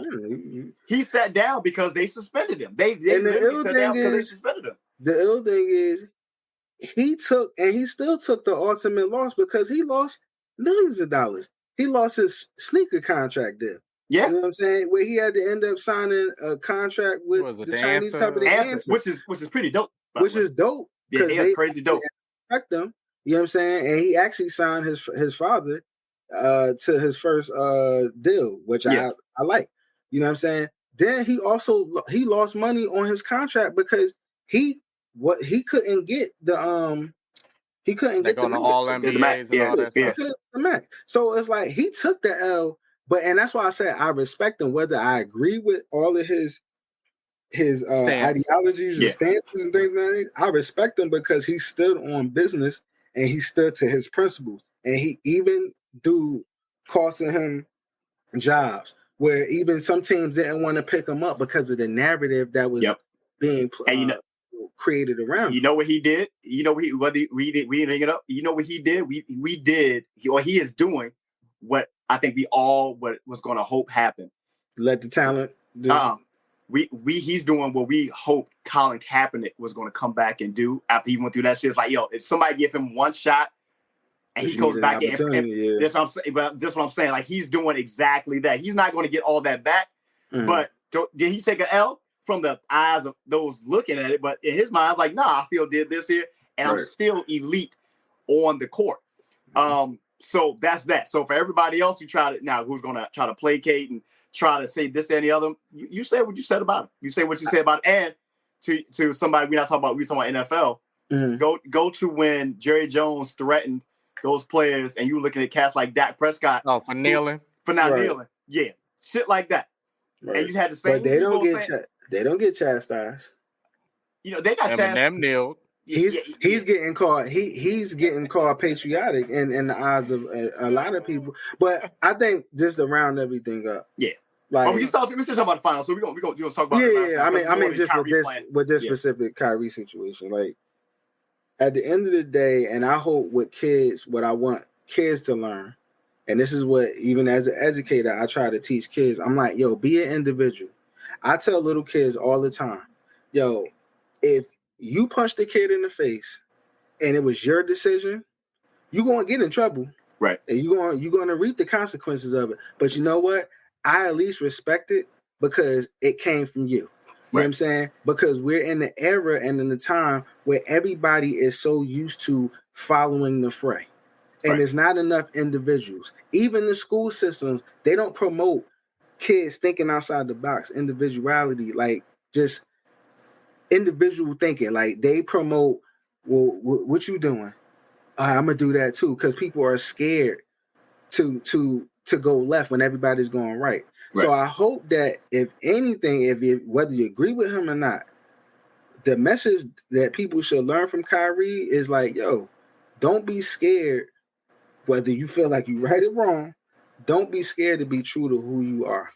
Because at the end of the day, if you stay the course, it's going to work out. It's going to work out. Because the talent, you can't hide. Your morals is what got him. Your morals are intact. In any case. That's all I'm saying. Let's talk about the rest of this series, man. So they're going up against a Celtics team that have been in this position twice now? They've been to several. This is their second finals, right? This is their second final. Oh. Was it three? No. It might be their second finals, but I know this type of group with Jaylen Brown and Tatum. Can I ask y'all a question about somebody that this has been a topic that we've talked about before? And did y'all change your narrative on him? How do y'all feel about Jason Tatum now? I feel the same way I've always felt about Jason Tatum. I was going to say, what was the change in narrative? I'm trying. Well, no. So maybe I know me and you have talked about this, Dave. But we always said, and it just has proven that we was like, yo, Jason Tatum hasn't been that guy. Right. I thought you were saying I'll change that narrative. No. So that's what I'm asking. I'm asking that based off of No. So, based off of his performance in the playoff stuff like this year, has your narrative changed? No. So I can answer that real quickly. No. And there's only one time, and I think I said this before, that I thought maybe Tatum was hitting that switch. He was going to turn the corner. I said it. And that was the All-Star game when he won the MVP right after Kobe died. Mm-hmm. He's a big Kobe follower. And you saw he went all out in that All-Star game. You know when someone is just playing extra during the game when everybody else is relaxed and he's just going all out? That's how Tatum went out, because he wanted to be the first one to win that award after they renamed it the Kobe MVP award. So he won that. I was like, oh, maybe this is the switch that he needed. It just never happened.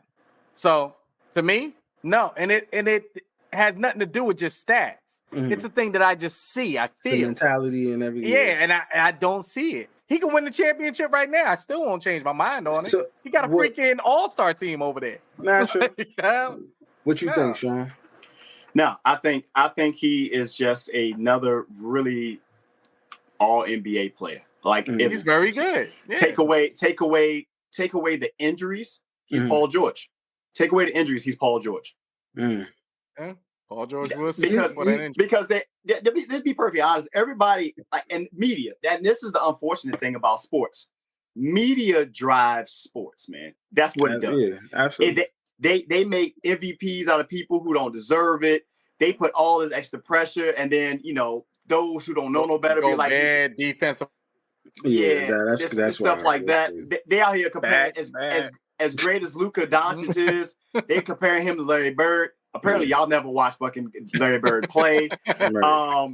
It's stuff like that. So there's only a few dominant NBA players, and I can name them on the top. The ones to be like, you know what? That's the cat that I know that come hell or high water. If y'all ain't gonna do it, I'm gonna do it. One of them, hometown, Allen Iverson, Chuck himself, AI, him. Of course, we know Jordan, we know Kobe, we know Kyrie. I was about to say Kyrie's in there. Kyrie, as great as LeBron is, LeBron, he has his moments, but he can. He has that ability. But the guy who taught him how to win, Dwayne Wade. That's that guy. You got guys like when he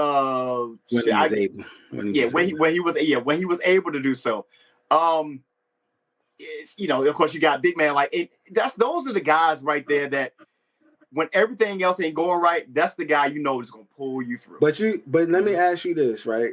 I agree 100% because we've talked about this, and I think I've been frustrated with him because I'm like, he has the talent to do so, but I don't know if he has the mentality. I also feel like too is is it shielded because of the help that he has on this team? It is. You know what I'm saying? Like, absolutely. I mean, you have, a Jaylen Brown. I think it definitely is, but you can still, if you are still like that guy, you can still shine through. And I'm gonna prove it to you. Kevin Durant went over to Golden State when they were already the best team in the league. Mm-hmm. Kevin Durant still showed that he was the best player. True. But guess what? Curry did too. Yeah. And they were both on the same team. But you know what else? You know what else happened there though too? And this came out of Curry's mouth, and you could kind of tell when you was watching it. They also allowed him. Yeah, they knew they had to. Yeah, right, exactly. You do realize the same thing happened in Miami when LeBron came down there. Yeah, right. Dwayne Wade sat back and said, "Bro, be the leader." Yeah. That's why they didn't win the first year. Right. Dwayne Wade had to sit back and go, "Damn, this guy needs to be the leader." He doesn't know. Chris Bosh was a 25-10 guy, 20-10 guy, and all of a sudden they relegated him to a third option. Same thing happened in Cleveland when he played with Kyrie. When he went over there. Yeah. Shit, look at Anthony Davis to a certain extent when he went to LA.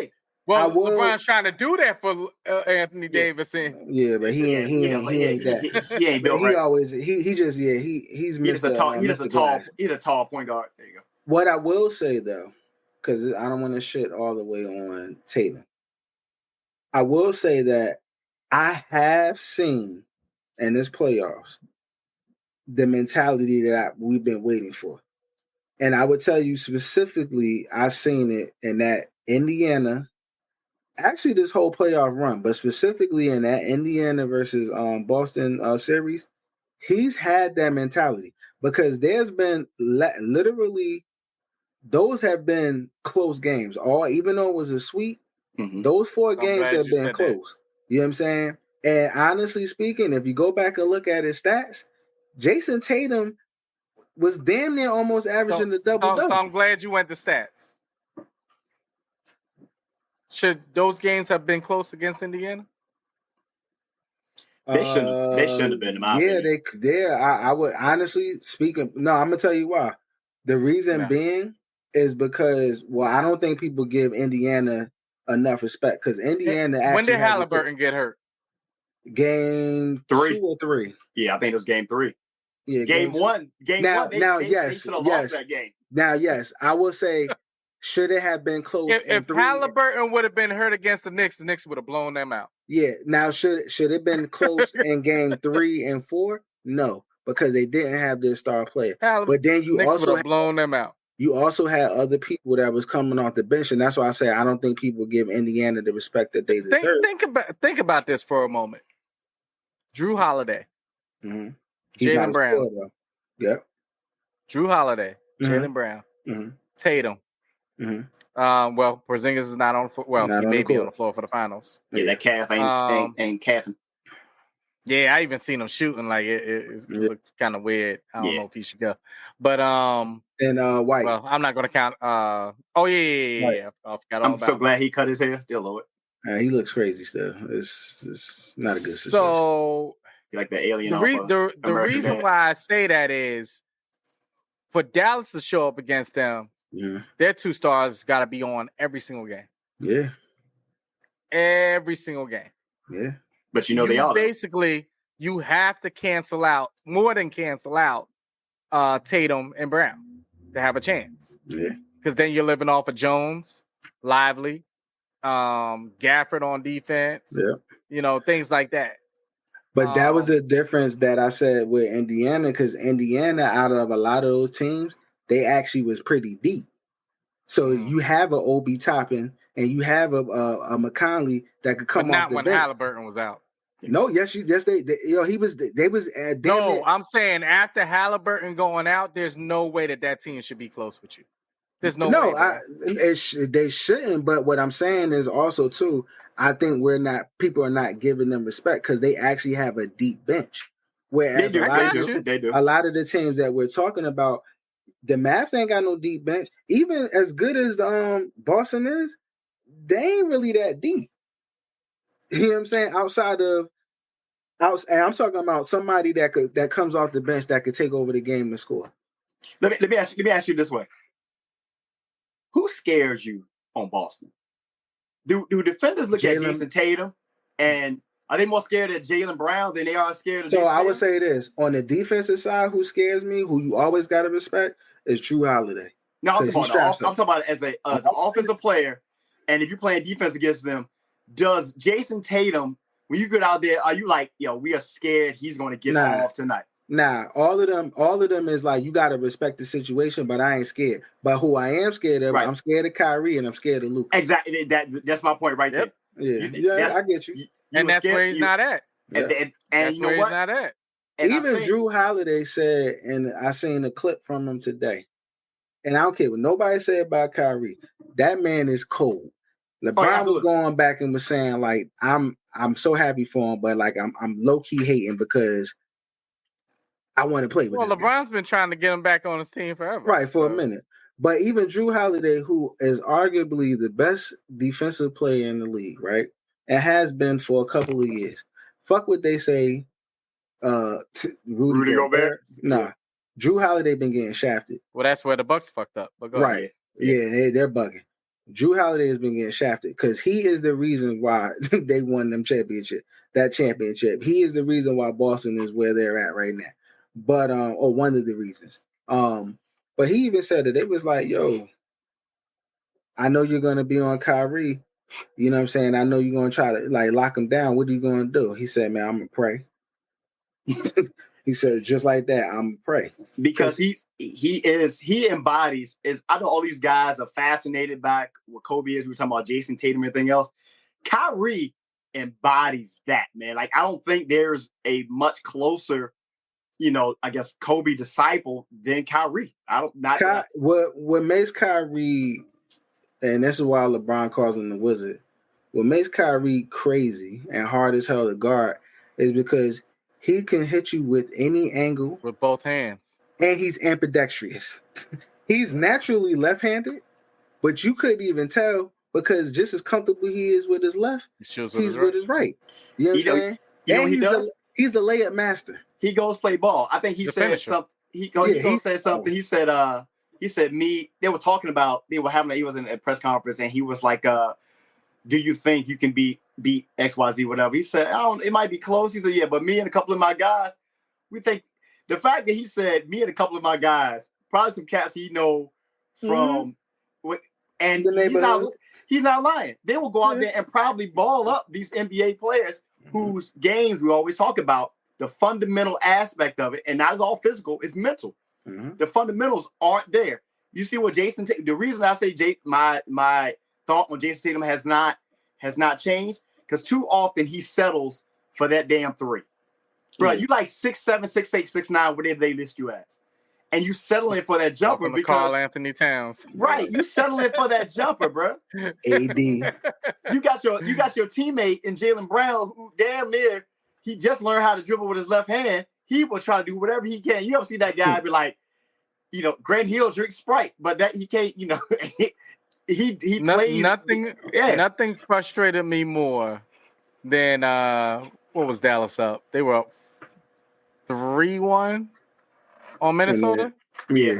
And then Minnesota won to make it 3-2, right? Right. Oh no, no. So then Minnesota made it 3-1. Yep. Yeah. But during that game that they made it 3-1, nothing frustrated me more than to see Karl Anthony Towns celebrating because he was finally hitting his threes, and I'm like, bruh, that ain't nothing to celebrate right now. Nah, you are the reason they're down 3-0. Right. And we went like he was under like 15 points the game before. And you shooting 1,500. You shooting 1,500. It was the equivalent of somebody scoring a touchdown and dancing in the end zone and you down by like 4 touchdowns. Right. And I'm like, yo, what is going on here? So who do we got? Winning? Who do you got winning? What's your prediction, man? And how many games? Or who do you got winning? I know who I'm going with, but go ahead. You go first. I actually have the Mavericks winning this in 6 games. Damn. All right. Yeah, I got them winning this in 6. I have shit. Hold on. Go ahead, Earl. So I'll say this. Mine's going 7 though, but I guess you gotta think. Mine's is going 7. Who I want to win is the Mavs. Who has the better chance to win is Boston. Who I actually think is going to win is the Mavs. It's just because I think that at the end of the day, you have 2 star players, and this is what they're here for, and this is what they do. And also, when you look at it, these games are going to be close. I was actually looking at their matchups throughout the year, and so far, Boston has beat them. I know that Boston has beat them, and so I was just trying to see. But here is the playoffs. Here's the championship. Kyrie and Luka may not get back. You know what I'm saying? Luka is about to go ape shit. Luka is about to turn into Super Saiyan 3. I'll tell you, this is why I picked them at 6. And it has nothing to do with the 2 superstars, because I think they're going to do what they need to do. Mm-hmm. I think this is going to come down to the coaching the others. I think Jason Kidd is going to do a better job coaching the other 3 starters and the bench than what Joe Mazzulla has proven in big moments. He's a little wonky, man. And again, I think the two better stars, they're going to ball. But everybody else, they're going to be required to be coached by Jason Kidd. I feel bad about my pick now because both of you, I believe, Earl, you're saying your pick is the Mavs then. Yeah, it's the Mavs. Okay. Shit. That's never a good thing. Just say Boston. It's never a good thing to be all 3. Ain't your team. I got of course not. You see what I'm wearing. I got the Mavs in 7. And I think a big reason for that, I think I would have been swayed the other way if I felt more confident about Porzingis playing. If Porzingis was playing, I would definitely pick the Celtics. I might actually pick the Celtics at 6 if Porzingis was playing. There we go. So even if he plays, I don't think he's going to be Porzingis. From what I saw on the shoot arounds that I saw, I was like, he can't move. He can always shoot. Yeah. But he can't move. Yeah. So it's going to be like Obi going out there. I'll tell you what. So we ended here. If Dallas wins this series, Boston going to burn that shit down. Kyrie can't come back up to Boston and win a championship. They go. I don't think. But they can only burn down everything around Brown and Tatum. They're already paid. No. I'm not talking about them. I'm talking about the motherfucking fans in Boston. I ain't talking about the team. But they can't be mad. They ain't gonna be mad at Kyrie. Shit. They're gonna be mad at organization for letting that man the middle go. finger? Yeah, that too. They gonna burn this. Remember he stepped on that logo? They gonna look. Yeah, they gonna burn. They gonna be putting over cars. They gonna burn that shit. They might have boy. And I hope he win in Boston. I can't stand Boston fans, yo. Kyrie coming out there. To see him do that. Kyrie coming out there with that little baby drum and that goddamn sage. He gonna light that ass up. That shit gonna be funny as a bitch.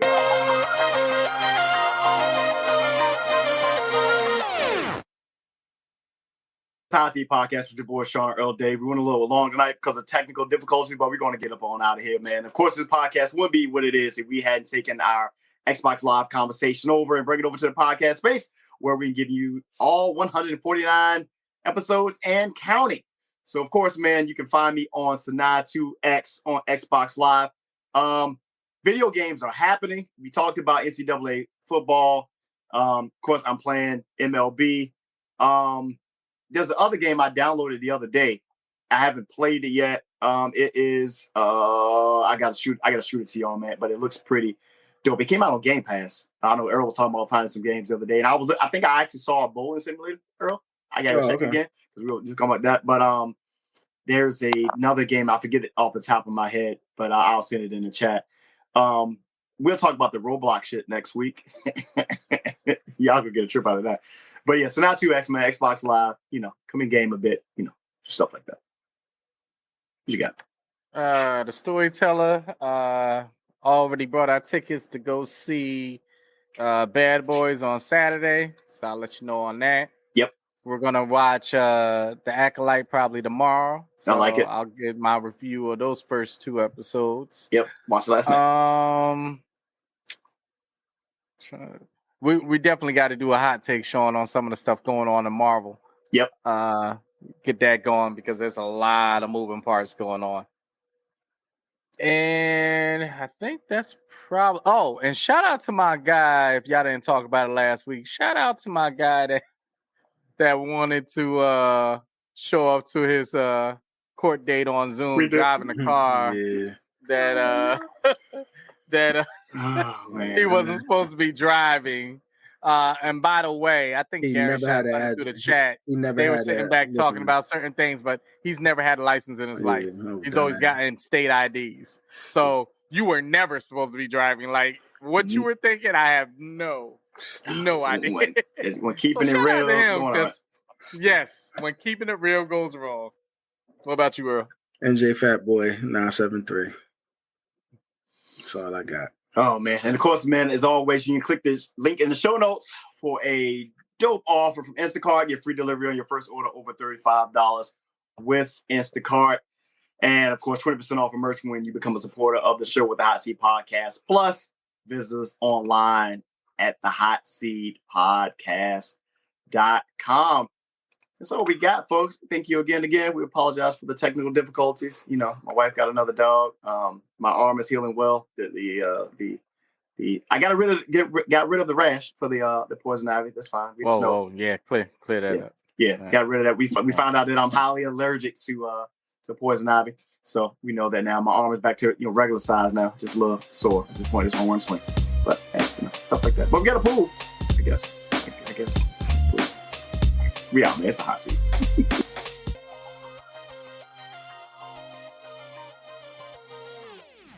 The hot seat.